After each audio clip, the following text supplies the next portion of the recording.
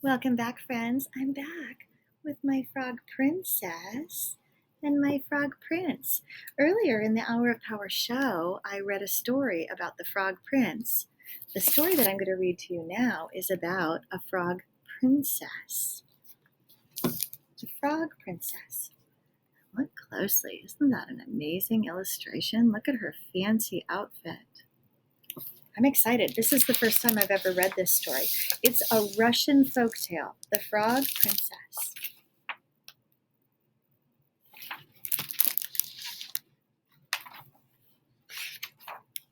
Once, long ago, in a faraway kingdom, that is the pattern, isn't it? Once upon a time, in a land far, far away, and this time they call it about once long ago in a faraway kingdom. So that's the setting of a lot of fairy tales, noticing that pattern. I'm going to start again.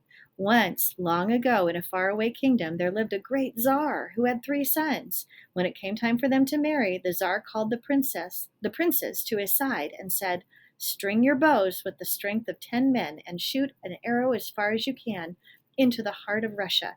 Whoever finds your arrow shall be your bride." There are the princes. A Tsar is like a king. It's another name for a king. When they did as their father commanded, the eldest son's arrow was discovered by a nobleman's daughter. The second son's arrow was found by the daughter of a wealthy merchant. A merchant is somebody who owns a store. The third son, Prince Ivan, shot his arrow farthest of all. A day and a night passed as Ivan searched the woods and meadows. At last he came to a mossy swamp, and there lay his arrow in the mouth of a little green frog.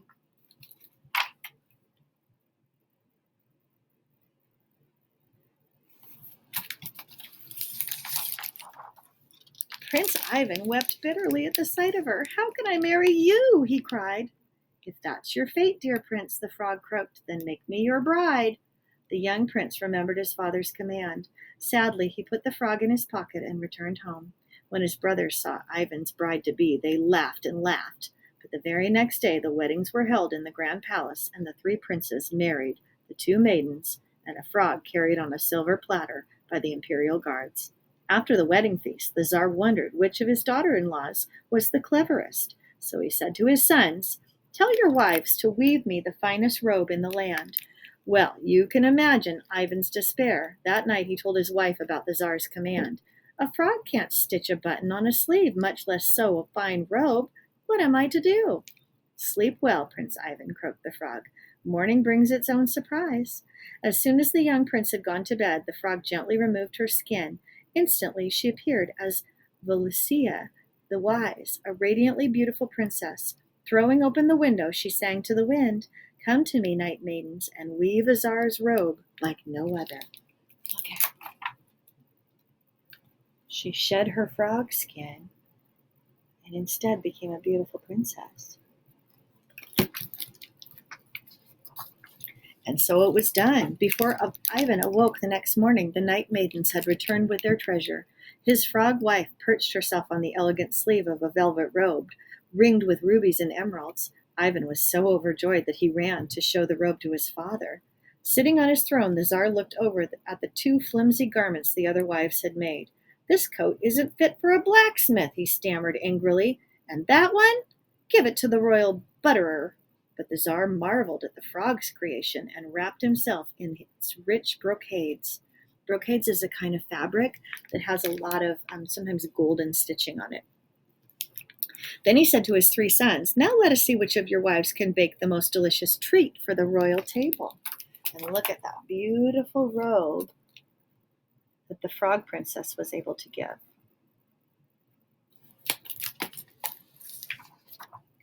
The young prince pitied himself the whole day through. When night fell, he trudged back to his chambers. "What is it, Prince Ivan?" the frog wife asked. "Is the Tsar displeased with my gift?" "A frog can't bake a tart," Ivan wept, "much less a treat fit for royalty." "Sleep well, dear prince," said the frog. "Morning brings its own surprise." Again he went off to bed, and again the frog climbed out of her frog self into her Valicius the Wise. She flew to the window, singing to the wind, "Night maidens, if you please, bake a delicacy fit for his majesty." The next morning, the frog was sitting there beside an enormous cake. Overcome with joy, Prince Ivan ordered the guards to take it to the palace at once. There on the throne, the angry Tsar glared at his elder son's wives. Royal treats indeed, a lumpy tart oozing pudding all over the carpet, a ginger cookie that nearly chipped his tooth. Enough, bellowed the Tsar. No one can bake a royal treat. Just then the frog's creation was carried in. The entire court gasped. A wedding cake in the shape of a grand palace itself, glittering with candied domes and sugar spires. The Tsar happily called to his 3 sons and said, "A royal pastry calls for a royal feast. Tonight we will have a grand ball, and Ivan, don't forget to bring your little green bride." Prince Ivan returned to his frog wife, hung his head in shame, and told her about the feast to come. "A frog can't even curtsy, much less dance. What am I to do?" "Have no fear, Prince," said the frog. "Go to the ball alone. When lightning flashes, tell the guests, my frog wife has arrived." That evening, Prince Ivan had no sooner entered the palace, bustling with hundreds of guests, than his brothers began laughing. "Well now, Ivan, where's your little green wife? Have you left her at home to charm the lily pads?" And look at that cake in the shape of a palace. Spires and domes, they had candied spires and domes. So the spires are the pointy parts, and the domes here are the parts that are round like that. Spires in a castle are the parts that are pointy that stand up. Okay, and those are made of sugar on that beautiful cake.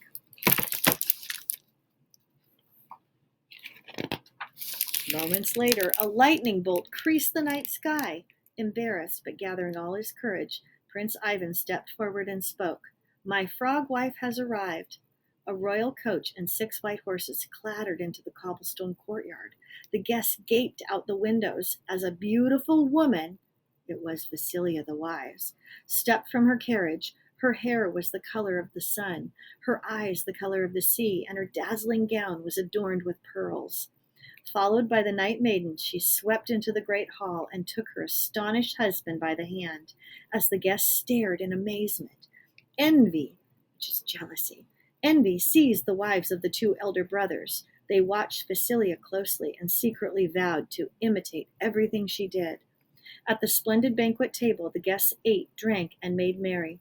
Vasilia dined on roast swan and daintily tucked the bones up her right sleeve. She sipped the wine and then poured a few drops into her left sleeve. The 2 sly wives did likewise. When Prince Ivan and Vasilia the Wise began to dance, she waved her left arm gracefully. From the wine drops, a shimmering lake appeared right there in the middle of the grand ballroom. Then she waved her right arm, and from the tiny bones, a flock of magnificent swans settled on the water.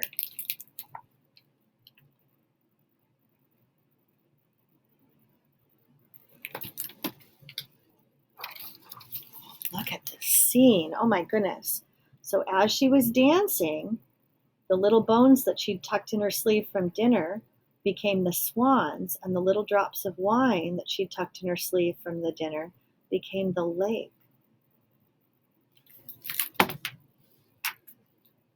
Not to be outdone, the 2 wives flailed their arms wildly, but the wine from their sleeves splattered the guests. The bones flew out and smacked the Tsar on his royal chin. In a rage, he ordered them out of the banquet hall. Delighted with his 3rd daughter-in-law, the Tsar bowed to the charming frog princess and asked her to dance.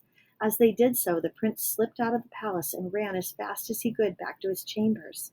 He could not believe that this homely frog and his beautiful wife were one and the same. There on the floor next to his bed lay a shriveled green frog skin. "Ah, if I burn it," Prince Ivan thought, "she will remain a beautiful woman forever." So into the fire it went. Later that night, Vasilia returned home and found her skin turned to ashes. "Oh, dear prince, what have you done?" she cried. "If only you could have waited 3 more days. Now I am lost to you forever, unless you can find me a kingdom beyond the blue kingdoms."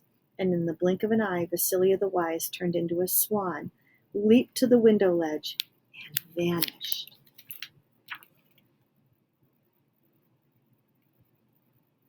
Vanished means she disappeared.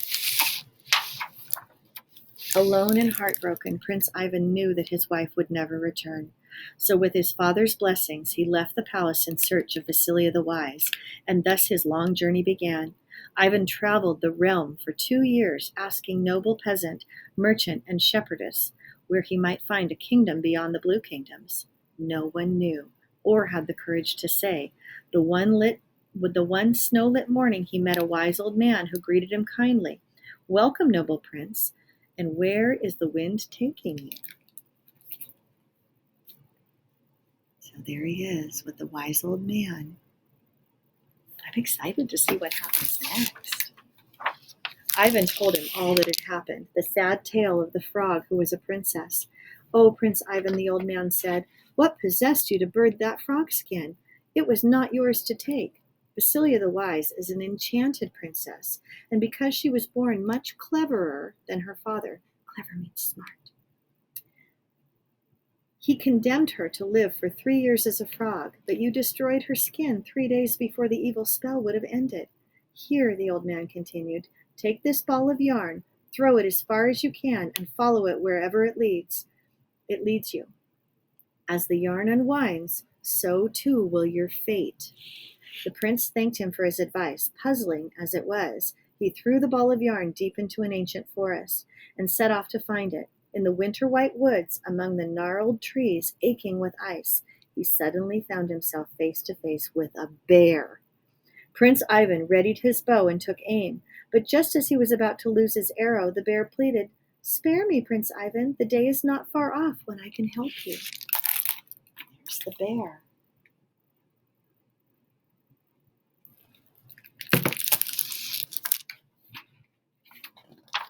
So the prince put down his bow, watched the bear shuffle away through the snow, and threw the ball of yarn even farther.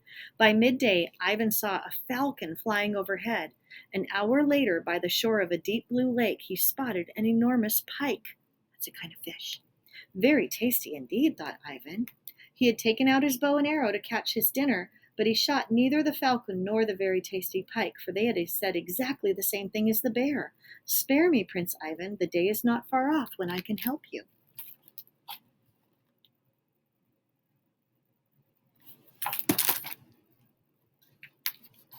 Now the sun rode swiftly down the sky, and the night was huddled in the trees. Ivan, hungry and tired, threw the yarn once more. On and on it rolled yet another forest, stopping in front of a strange cottage that spun around on chicken feet. The young prince shouted, little hut, stand the old way as thy mother stood thee, with thy back to the woods and thy front to me." At once the hut stood still. Ivan went to the doorway, and standing there was Baba Yaga, the wicked nasty, a witch, a hag, a crone. Take your pick. She was 3 in 1, and until now no one had dared to come near her. There she is. She's quite scary looking. And look at the hut is on chicken feet. Do you see the chicken feet under the hut? This is such an interesting story. I've never read this story before. I'm so glad I got it from my librarian, Mr. Schott. "What do you want with me?" Baba Yaga demanded. "First, prepare a bath and a bite to eat, Granny," the prince replied. "Then I'll tell you my story." Taken back by Prince Ivan's boldness, Baba Yaga took him in, fed him a toadstool broth and a cackleberry tea, and listened to his tale of woe. Woe is sadness. Then she said, "Your frog wife is a prisoner in the kingdom beyond the blue kingdoms, in the castle of Kokesh the Invincible. Unless you slay him," she continued, "you will never see Vasilia again. Kokesh is mightier than the 10 legions, and too wicked times 3. Listen to me, Prince Ivan. His fate lies in the tip of a needle that is in an egg. The egg is inside a duck. The duck is inside a wild hare, which is another name for a rabbit. Not far from Kokesh's castle, the hare sleeps in a golden cage, nestled in the branches of a tall oak tree. If you succeed where all others have failed, you will have your reward." I should hold this up close so that you can see all the pictures.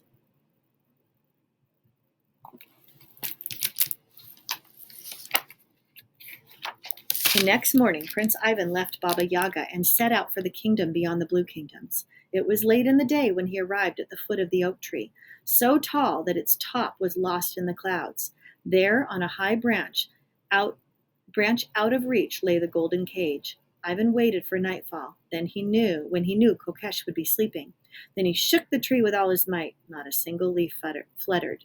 Suddenly, the bear, whose life the prince had spared, appeared out of nowhere. He wrapped his huge paws around the oak tree, pulling it up by its roots. When the cage crashed to the ground and split open, the wild hare landed on a bramble bush and was torn to pieces. Out of its belly flew a duck.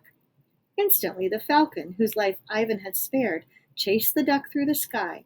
Ivan ran after them until he reached a clearing that opened onto a deep blue lake.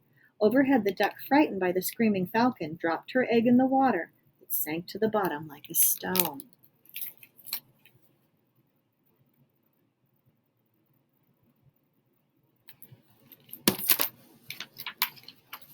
Ivan sat down at the far end of sadness. Even the waves grieved with him.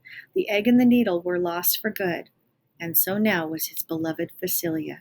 But soon there came another sound. The pike, whose life Ivan had spared, leaped up at the water's edge with the precious egg in its jaws. Ivan waded into the shallow water, fetched the egg, cracked it open, and found the needle, just as Baba Yaga had foretold. He bent the tip until it snapped off. Aye!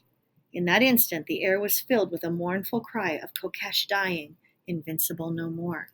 Prince Ivan ran back to the evil castle. There, Vasilia the Wise, even more beautiful than before, threw herself into his arms. My father's curse is broken, Prince Ivan said. My father's curse is broken, Prince Ivan. I am your bride forever. My goodness, look at that.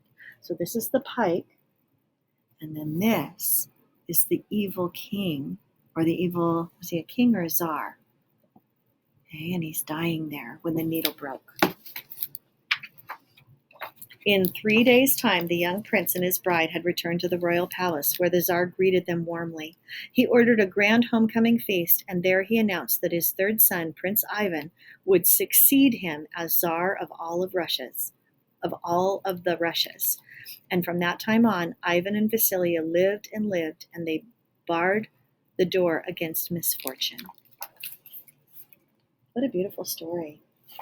Okay, I'm going to let my frog prince and my frog princess wave goodbye. See you next time, friends.